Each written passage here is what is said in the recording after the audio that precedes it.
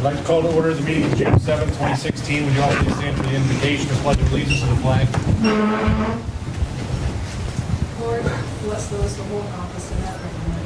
Help them to do their work in a spirit of wisdom, kindness, and justice, and to use their authority to serve the citizens faithfully. In your name we pray. Amen. Amen. I pledge Allegiance to the flag of the United States of America and to the republic for which it stands, one nation under God, indivisible, with liberty and justice for all. Roll call. Mike's on. Here. Here. Here. Here. Here. Here. Here. Here.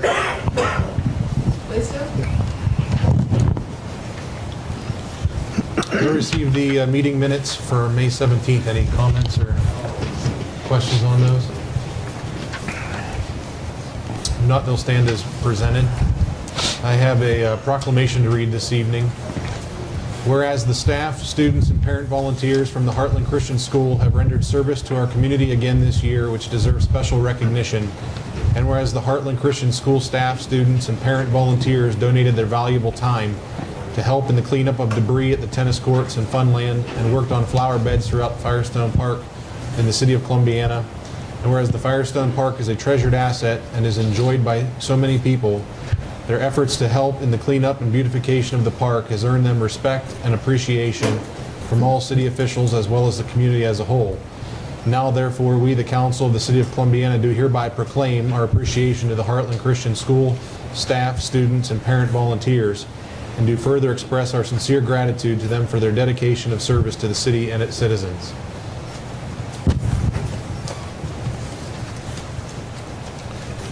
Also received a letter that I wanted to read to council from last week from Ken Rambo. Greetings all. With the help of Brian Kennedy, Colonel USMC retired, and on behalf of the East Fairfield Coal Company, Firestone Homestead, and the Columbian American Legion Post 290, I have sent a request to the U.S. Marine Community Relations Department for a 3-helicopter static display for this year's Columbiana Street Fair, September 8th through 10th, 2016. Though these displays are difficult to secure and this request not yet approved, Colonel Kennedy advised that I go ahead and contact city officials and other groups that may be involved so that all would be informed of our plans.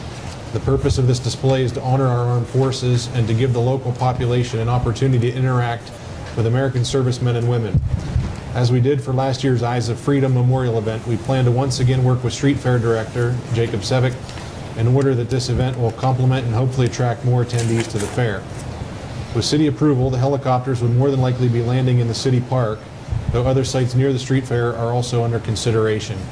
I will continue to work on the specifics with Colonel Kennedy, city and street fair officials, and private groups who are interested in making this plan happen. Thank you, Ken Rambo.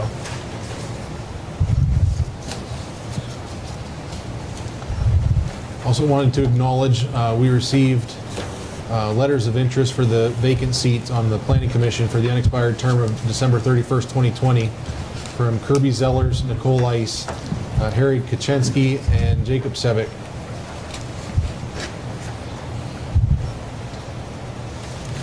You received Columbiana Park Recreation Cemetery Board meeting minutes of May 23rd. Any comments on those?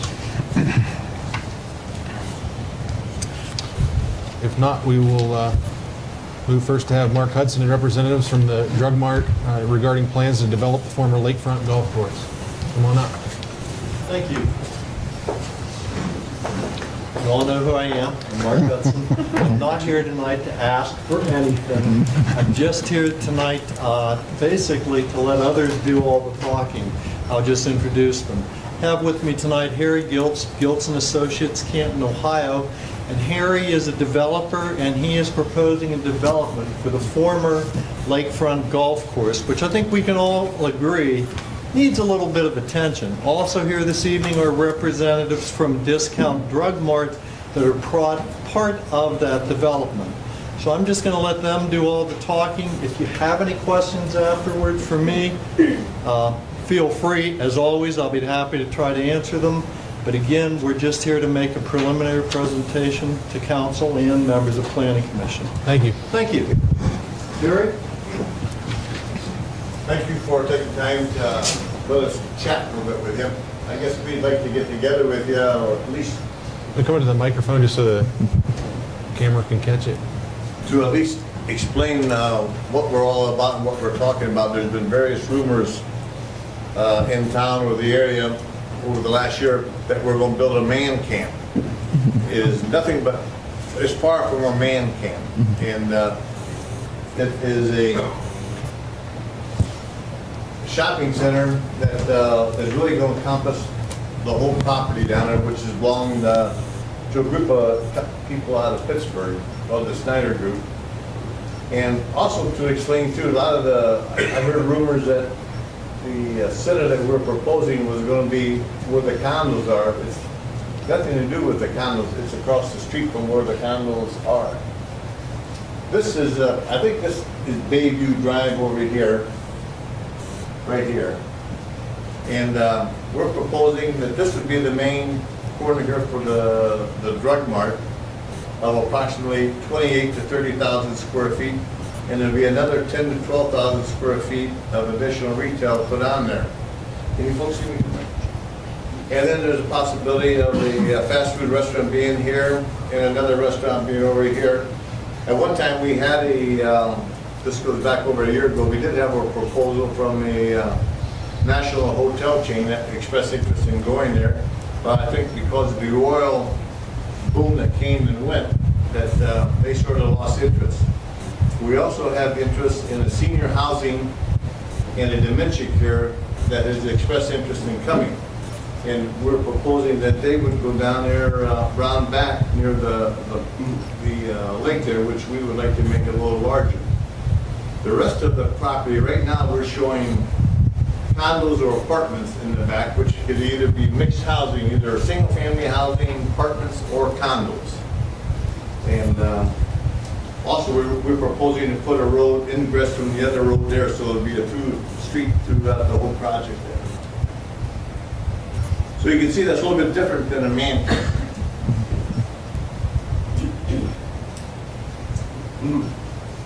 I haven't heard any rumors. Well, that's good.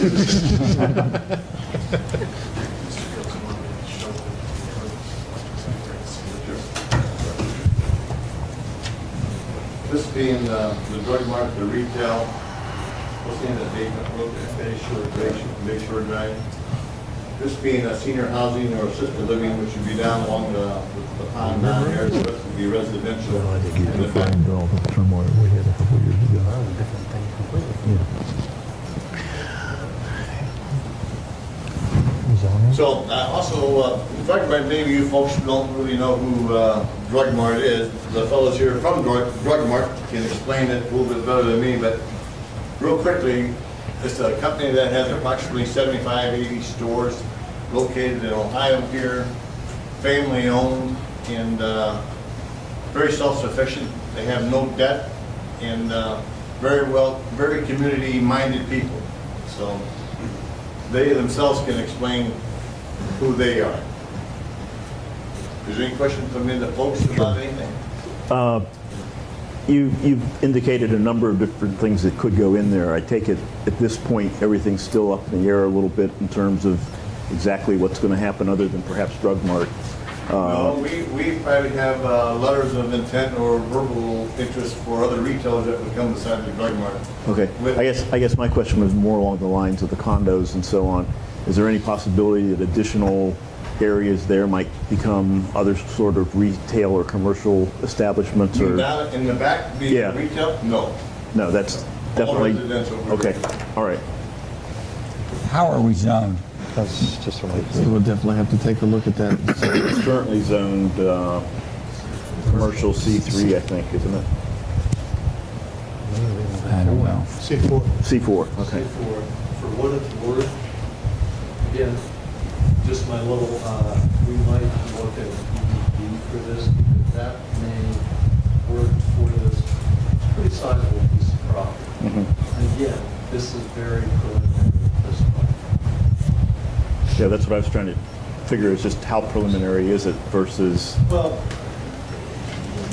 I think that, we don't think we haven't spent a lot of time. We've spent a lot of time, but as far as zoning, we've met, and Lance can tell you this several times, but we really haven't discussed, okay, here's how we definitely need to zone this, here's what we definitely need to do, here's what the setbacks need to be, and, et cetera.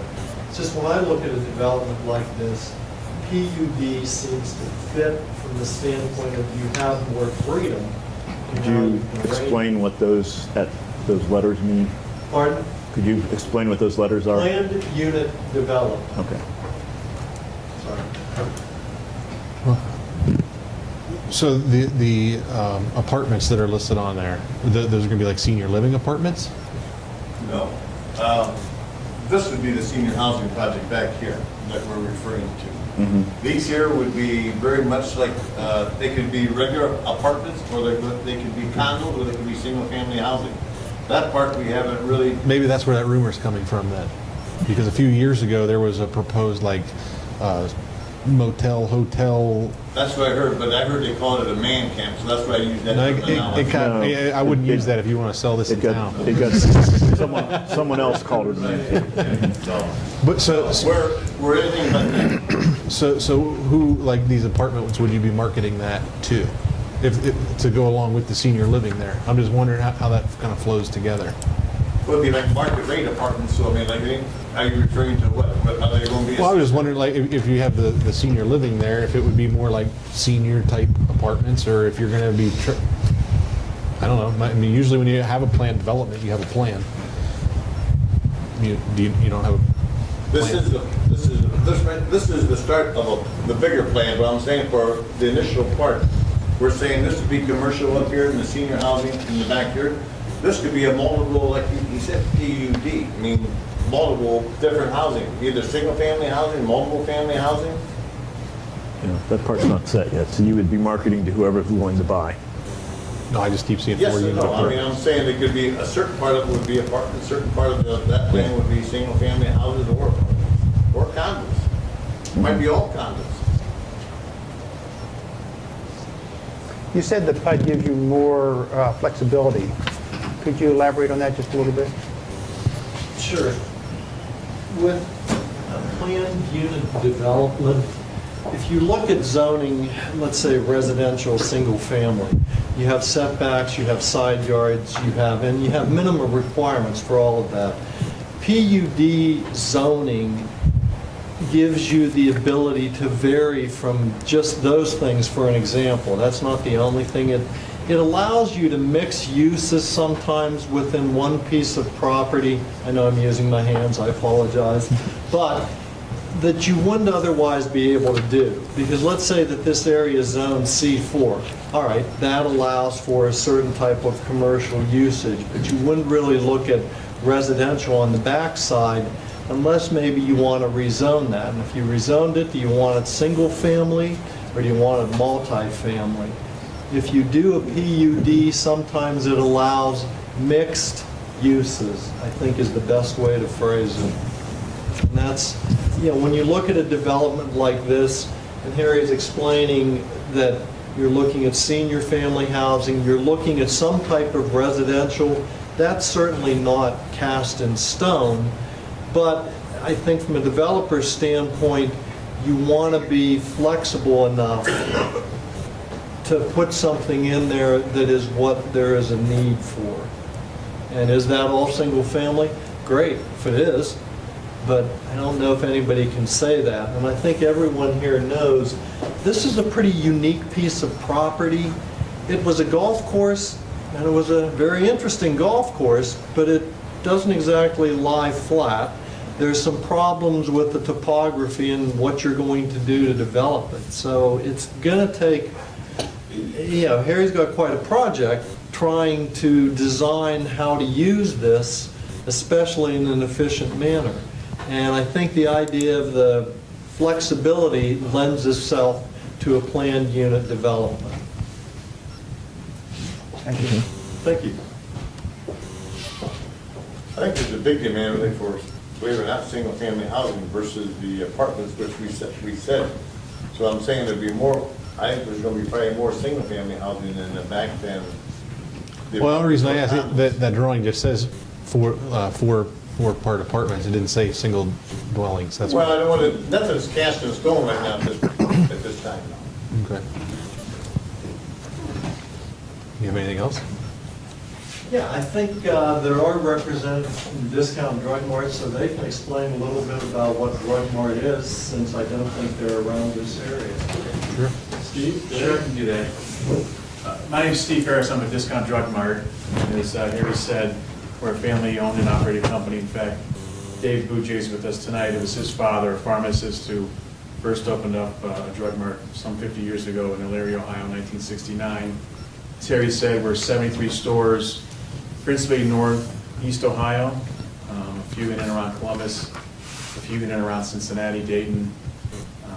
We employ 3,700 people around the state. That's roughly 225 pharmacists. As Harry said, typically a store is about 28,000 square feet. Many of our stores offer fresh produce and grocery items in addition to your general merchandise. Some of the newer stores have delis included. And of course, there's the pharmacy at the back end. Our pharmacists have roughly 450,000 sort of patients throughout Ohio. So the healthcare piece is a big component for us and something that you'll see more and more stores in addition to the produce and grocery. But that's kind of us in a quick nutshell. I don't know if, Dave, you want to add anything? I've got a handout that I can leave with you that has a little bit more of the services we provide inside the stores and what those stores look like too. There's some pictures to answer any questions anybody might have. Again, we can come back to There's it. a quick question. I'm on the planning commission, and I have a question. Sure. Are you guys known for something specific, like a cheaper drug, or is there a specific something that might draw people to? Well, I think what we'd like to pride ourselves on is customer service, the ability to get in and out. We're not a big box retailer like a Walmart or somebody, a Target or something where you have to park half a mile away and have to go over to the store. Low prices, quality customer service, a wide variety of products. We have everything from paint supplies to hardware to prescription fill to some bananas and some soda. And what are your hours? Do you know? Generally open from 8 to 10 p.m. most days. Pharmacies usually open an hour later, close an hour sooner.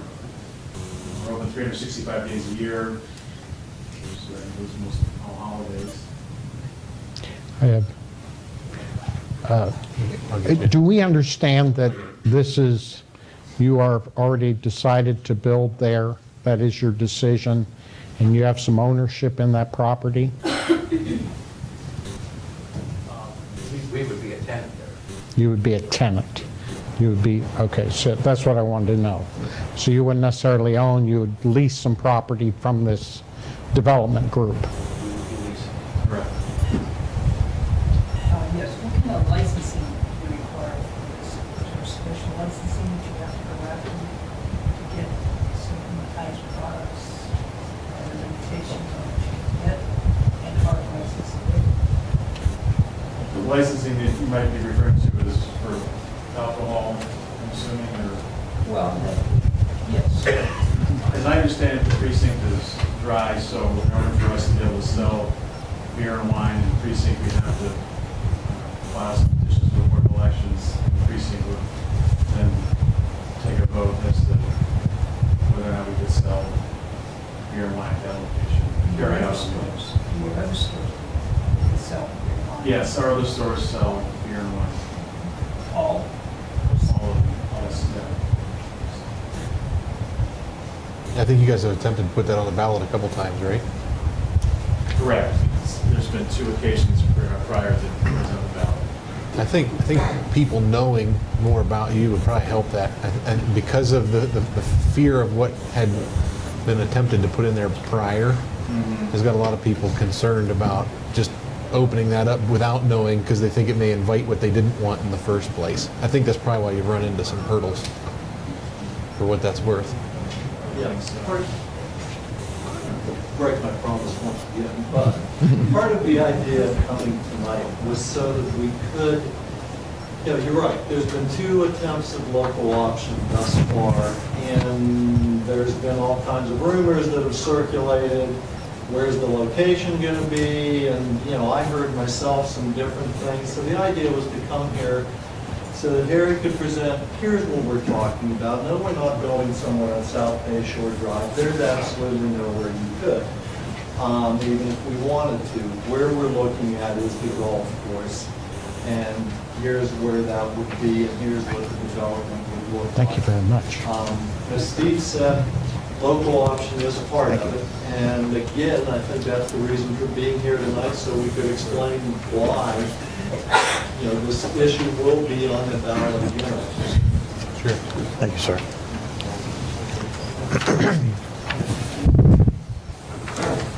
Mark, you're just dispelling a lot of things. Okay, this has just scratched the surface, if you even want to say the word scratched. Okay, you're being informative about it. You know, and I think that's a very good first step. You know, and it just you're dispelling anyone's fears by doing what you're doing. That is precisely our idea. Again, we don't want people to get the wrong idea. We wanted to dispel the rumors.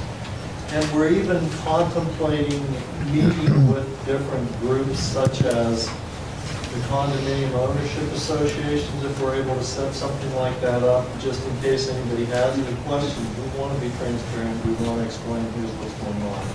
We don't want a bunch of rumors. The last round of development issues, and we talked about our TIF and infrastructure improvement. Are you willing to take on that aspect of it? We are, third time I broke my promise. However, we are looking at a TIF. This is a big utility project. And a couple of years ago, there was another project proposed for this site. And tax increment finance, for anyone that doesn't understand what TIF stands for, was something that was being considered at that time, and it's being considered for this. The cost isn't less than it was 2 years ago. It's more. We don't know precisely how much more, but water and sewer are certainly something that we're going to look at. And for this scope of a project, I think the TIF will work. As you know, I think you know how the tax increment financing works, and I think if the project is large enough, it will work for this parcel. The question comes down to what term of years are you talking about and what percentage. And again, it's early on to look at those numbers, but we're certainly going to be looking at those in the near future. Any other questions?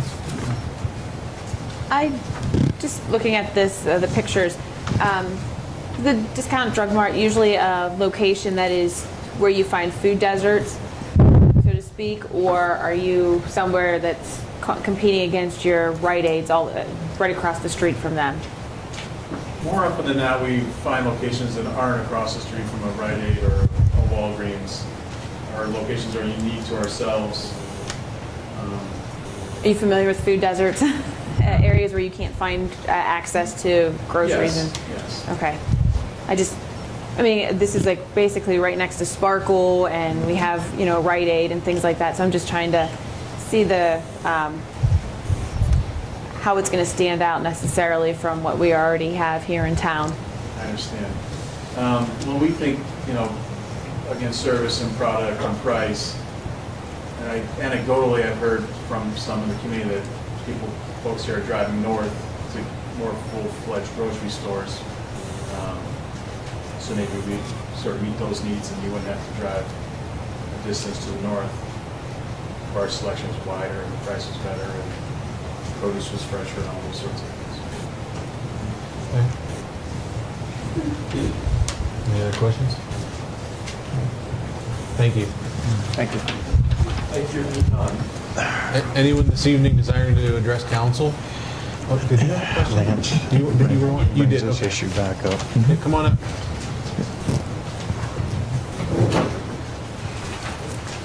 Dr. Garstick.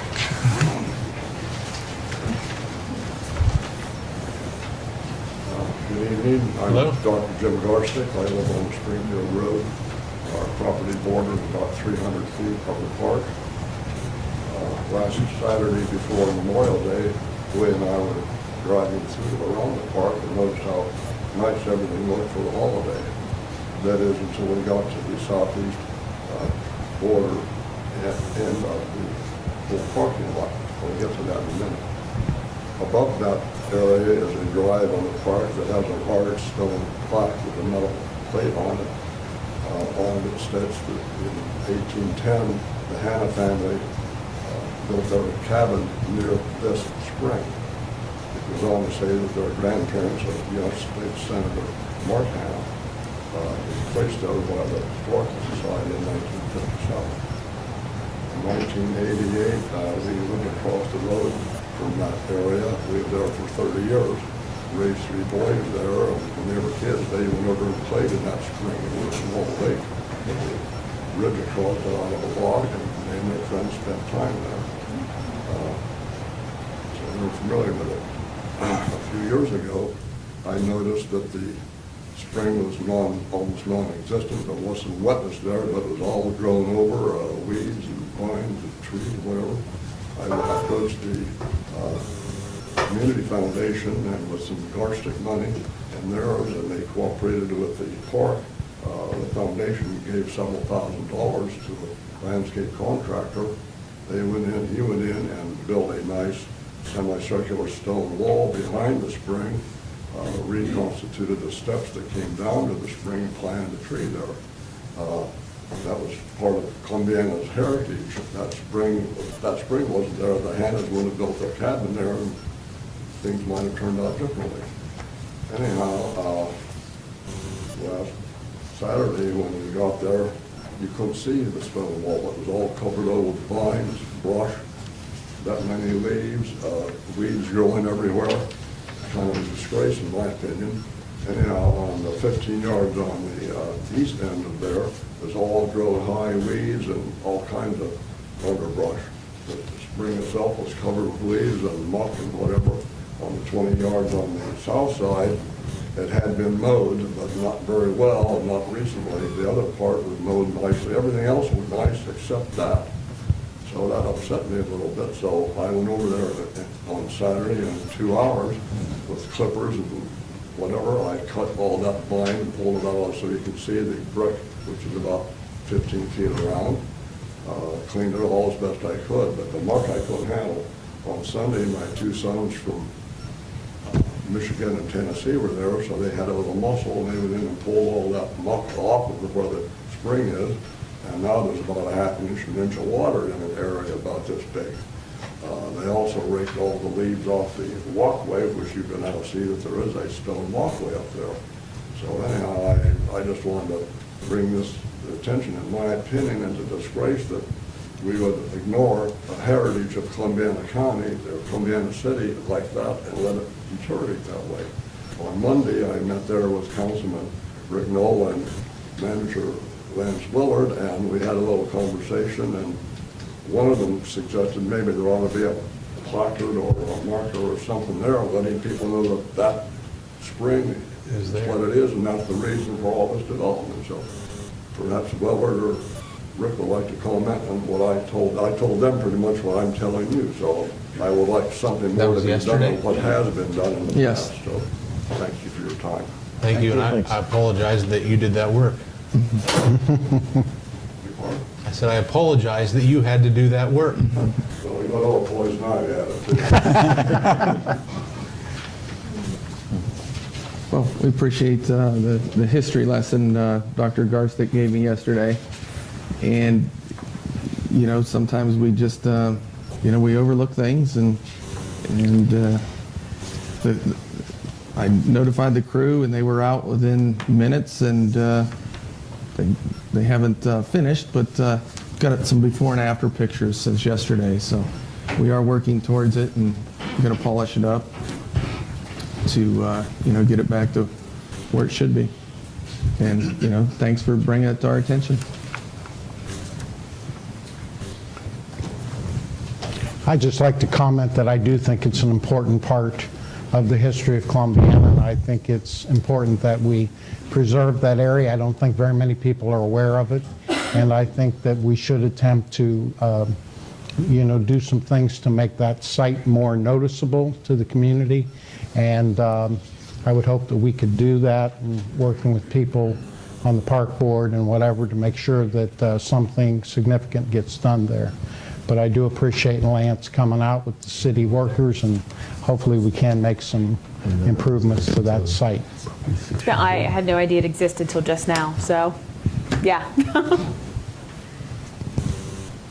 We definitely need to do something to show the public that it's there. That's something that, Yeah, if I you don't know, take the Eagle Scout upper, project, maybe, something like that. take the upper road around, there's some, like Dr. Garstick pointed out, I think I have them on my phone, some really nice plaques that are there and, well maintained there, but over the hill it's, Take time to stop and read them, see what they say. Learn a little bit about what the city is. Thank you. Anyone else? If not, we'll move into the manager's report. So since the last meeting, EPA, USDA, I should say, gave us approval letter for the new water plant. And I don't know if you've noticed it in Sunday's paper, but it did go out to bid. And we will bring council on July 19th, at the July 19th meeting, be able to consider the bids. So it's about a month or so process. And they should be ready for you to consider, and hopefully we can vote on them and get it moving. So very happy to have that done. We applied for a NatureWorks grant for improvements at Pavilion number 3 as a result of the R&B committee. They committed a $15,000 grant pledge letter for a nearly $25,000 project. And it's to bring Pavilion number 3 up to address some safety concerns and playgrounds, ADA.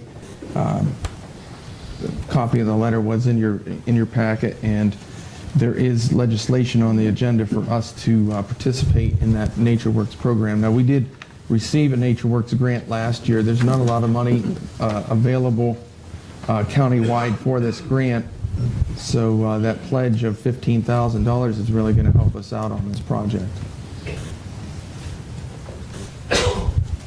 We should find out probably in October the preliminary results, but again, we appreciate the R&B committee for doing that. Howes and Baird sent the waterline project to the EPA, so hopefully we can get their review back and get that project going for the waterline project on Route 14. Charter Review held their last meeting and have submitted you the recommendation to council. It did not make the packets. It's in front of you. Really, we couldn't act on it anyways until at least until the June 21st meeting because of the time stipulations. So they were sitting here when you got in here. You can review those. If you have any questions, you're welcome to give me a call. You had requested 5- and 10-year plans. We are wrapping that up as all the departments, and we'll be getting that to you soon. I'd like to thank Ace Hardware. They donated material and time to paint and stain the gazebo at the park. I do have pictures of that. So they actually did some repair work. I know that Terry kind of worked with them to get out there, but both the Middleton and the Columbiana Ace Hardware donated a lot of time, and I know several years ago we stained and painted it at the Comcast Care Days. Comcast Day. But, That was a fun, fun thing to do. so we were very happy. We weren't able to do that project for Comcast Care Days because of the weather, but ACE stepped up and provided that work for us. So we were going to get a proclamation ready for the next meeting for them.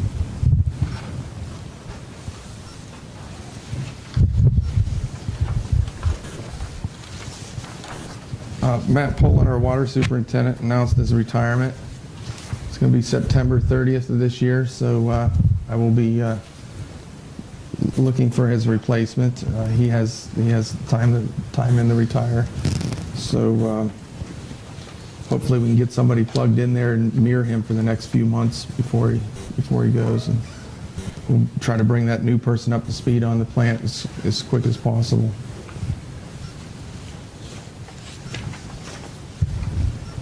Street department, we did grind down a bunch of streets. If you've been driving throughout town, you saw that. So we're preparing for paving, raising manholes, rebuilding catch basins and such in preparation for that paving. The wastewater department, they did an upgrade on the Manor lift station. Got some pictures here. This was the inside of the station. This is the plumbing here. This first picture is the plumbing. And then the second one is with a pump on. We had a hole in the water pipe leading out. And then they contracted it out. The guys really worked hard to do this, but we put Schedule 80 in there. It really looks nice now. So that should last us for a good 15, 20 years. So.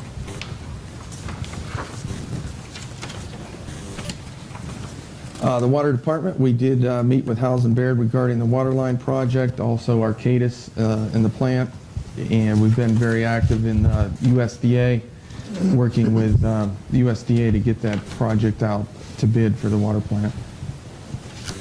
Park and Cemetery, they concentrated on the pool. The pool opened last Saturday, and they did finish that work that was the caulking and the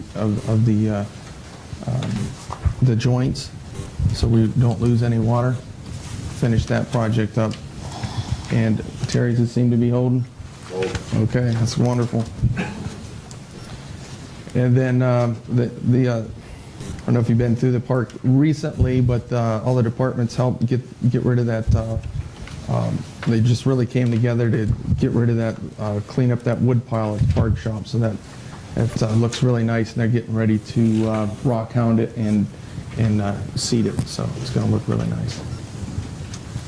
Electric department, they perform maintenance on the voltage regulators at the north substation, as I was telling you.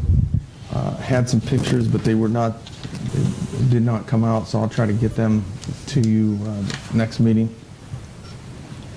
And Doug's been very active in working with Crown Castle, and they are coming to the Planning Commission this next week, so that'll be in your packets tomorrow for the Planning Commission. Crown Castle are the ones that did that small cell node, like antennas that are going to be on Main Street.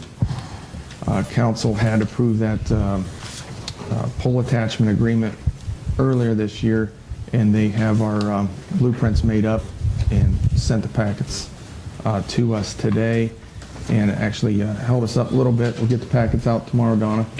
But you should have seen this packet. This box came about this thick. You'll see when it's a pretty detailed plan, so that's good.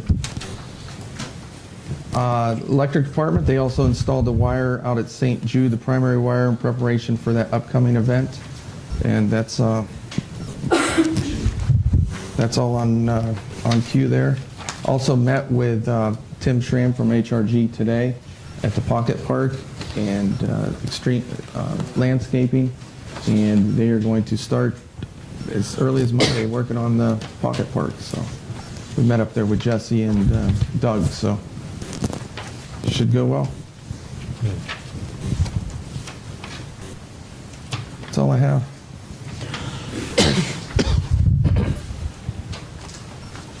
questions?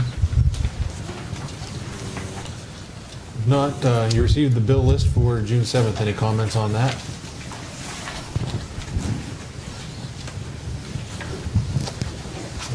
If there's no old business, I'll move into new business. I need a motion to appoint a member to the vacant seat on the Planning Commission for the unexpired term ending December 31st, 2020. So moved. Second. Should the motion, Normally, I write the names on the board, and each council member votes a paper ballot for the person that they choose for that position. Then we ought to have the motion that includes the person's name once we select someone. I would add each name in to the motion. There was just one comment or question I had beforehand, and it makes no difference to me one way or another, but the one letter was received after the deadline, so you just might want to note on whether you guys are okay with that or not before the name is submitted. I have no problem. I don't have a problem, but It needed to be said. Although I would like to ask that we not vote by slips of paper, only because after I attended that Ohio Municipal League meeting, they said that no voting whatsoever in that regard should be done in private, that we should be able to say it out loud. And I do agree with them. I don't necessarily see the point in writing on a slip of paper when that paper's read, our name's read anyhow. So I think we should just say what we think who we're voting for anyhow, right out loud. It's always announced after the vote is taken as to who voted for whom. The reason that it was set up this way in the first place was so that each person deliberate privately, cast their vote, and then state it later. Rather, because start raising your hand, sometimes it affects the vote. That's why it's been done this way. We could just go down the line like a normal roll call kind of vote, and we just state the name. It's the same, I think. Well, that's council's rule. Council can change its rule, but the rule is presently in place where we do it with the ballots that's written down, and then the councilmen acknowledge their votes publicly. So you can change your rule if you want to, but that's the way it is now.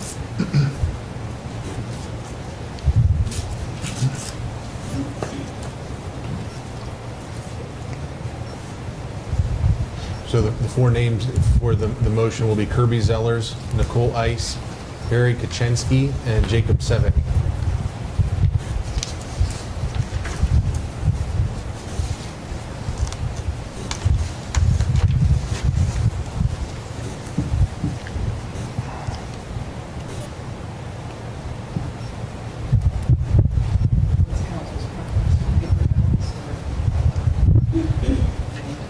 That's not my decision. Here's my comment. Where we're at tonight, we can stay with it. Precedence has been set. If council wants to change it for another ongoing vote, then we can discuss it possibly and then make that move at that time. But I would like maybe appreciate your done comment, though. to make sure that we are completely doing everything as recommended by the current standards. Everyone acknowledges their vote for a particular person.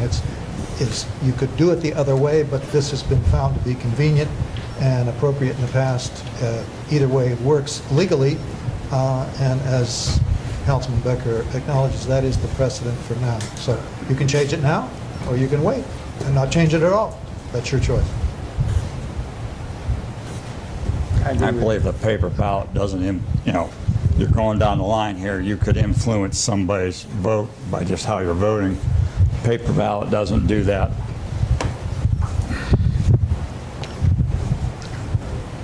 Well, I think we can discuss this later if we want to, but I think we should press on now the way it's set up.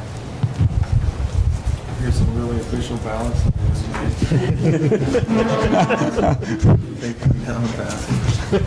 So they're nice, but It's pretty impressive. I did not go there. But you were told to fold and spit it? I got to do that. Everyone needs to write their name and the person that they're selecting on the ballot. I got to ask that. And there was a lot of things I was not comfortable with. after attending Could that the meeting. size of the Not ballot one. influence somebody's vote? Yeah, because you have to write a smaller name on it. I'd like to hear more. I just wanted to check something.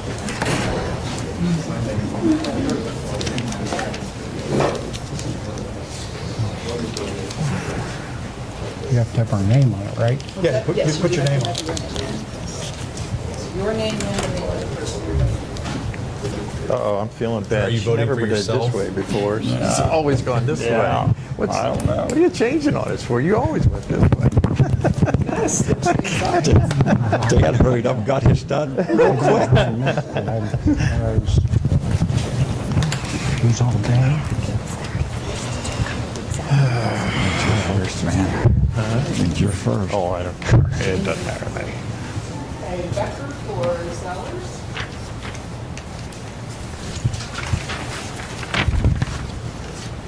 Souter for Zellers.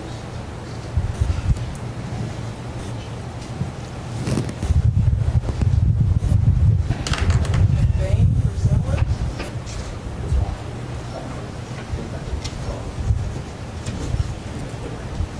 Liston for Kaczynski.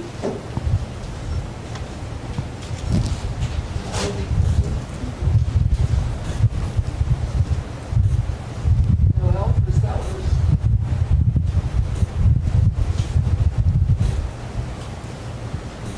And Boggs for Slivak. So 4 votes for Zellers.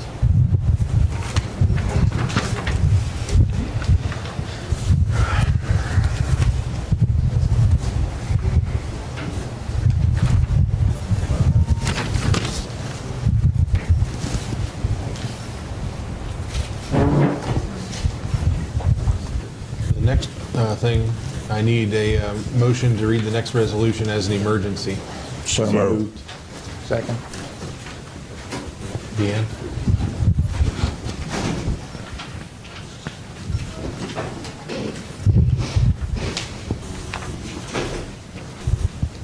Yes.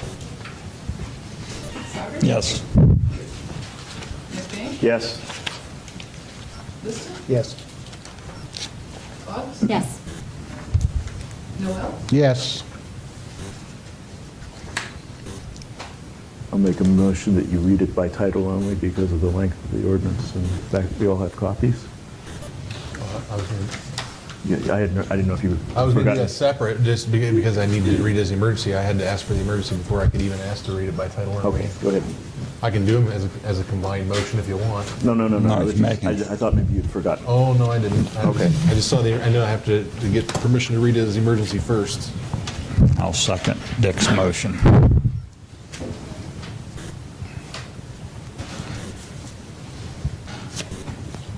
Souter. Yes. McBain. Yes. Liston. Yes. Boggs. Yes. Noel. Yes. Becker. Yes. Due to the length of the resolution, can I have a motion to read it by title only? We just We just that's did what that. We just voted on. We did that. We We voted on loaded. the emergency. We did vote on that too. That's our second. Combined them. No. No, we voted two individual Okay, ones. I missed that. I asked for the emergency, you did the other. Yeah, the emergency was Becker and Liston made the motion, and seconded, and the title only was McBain's. Okay. An emergency resolution, resolution number 16-R-493 emergency. An emergency resolution authorizing the city manager to file an application for financial assistance with the state of Ohio through the Ohio Department of Natural Resources through the State of Ohio Nature Works Grant Program to address ADA access and playground safety and to help meet ADA accessibility standards at Pavilion 3 in the Harvey S. Firestone Park. So moved. Second. Any comment? Deanne? McBain. Yes. Liston. Yes. Boggs. Yes. Noel. Yes. Becker. Yes. Souter. Yes.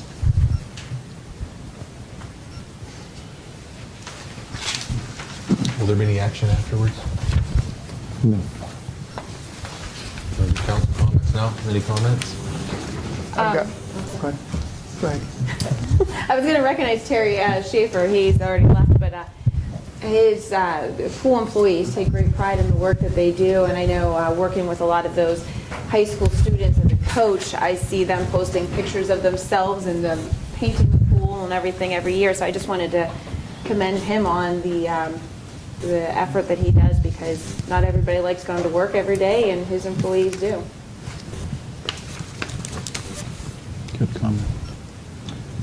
Greenford Christian Church is going to have a vacation Bible school June 29th from 5 to 8 p.m. at Firestone Park, Pavilion 2. Wanted to get that out there. And don't forget about the Relay for Life that's coming up on June 18 at the new location at the Grace Church. I would just like to comment that we had great candidates for the Planning Commission, and I think that, that's a volunteer job, and a couple of them are here, and I think it's tremendous that people are really reaching out to serve the community. We are so blessed that people take the time and interest to do things, and I'd like to extend my thanks to everybody who threw their hat in the ring. Yeah, we have multiple engineers, a local business owner, Yeah. street Great candidates. president. There was a lot of people with a lot of skill. Yep, that's Would very have been good. a tough choice. Definitely an improvement from a few years ago when nobody wanted those positions. Well, there's lots of stuff going on at every meeting. Yep.